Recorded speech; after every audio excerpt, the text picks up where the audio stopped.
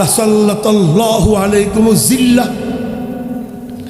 যদি জিহাদ নামক বিধানটা ছেড়ে দাও, লাঞ্ছিতময় শাস্তি তোমাদের উপরে চাপাইয়া দেওয়া হবে।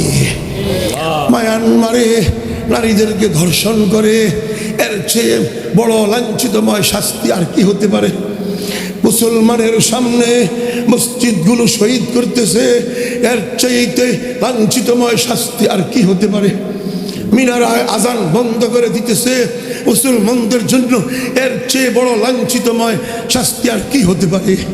কাশ্মীরে নারীদেরকে ধর্ষণ করতেছে, এর চেয়ে বড় এই লাঞ্ছিতময় শাস্তি আর কি হতে পারে?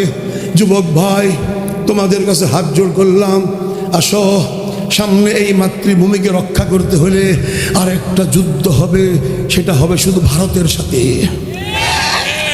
এই মাতৃভূমি টিকাইতে পারবা না। এই ফেরাউন হাসিনা 5 তারিখে যখন পতন হবে, সে দেখছে 4 তারিখ রাত্রে ভারতের সেনাবাহিনীকে বলেছে অ্যাটাক করো, বাংলাদেশে অ্যাটাক করো। আপনারা সবাই ঘুমাইয়াছিলেন, আমরা চৌকান্ন ছিলাম।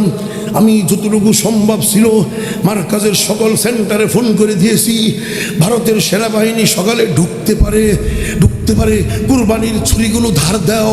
আমার অনেক ছাত্ররা সারা রাত ছুরি ধারাইছে। আপনারা কেউ ছিলেন না এই মাতৃভূমি রক্ষা করার জন্য, আপনারা ঘুমাইছেন। আমি শপথ করছি, যেই দিক দিয়া ভারতের সৈন্য ঢুকবে, ডাইরেক্ট কুরবানির ছুরি দিয়া জবাই করে দিব।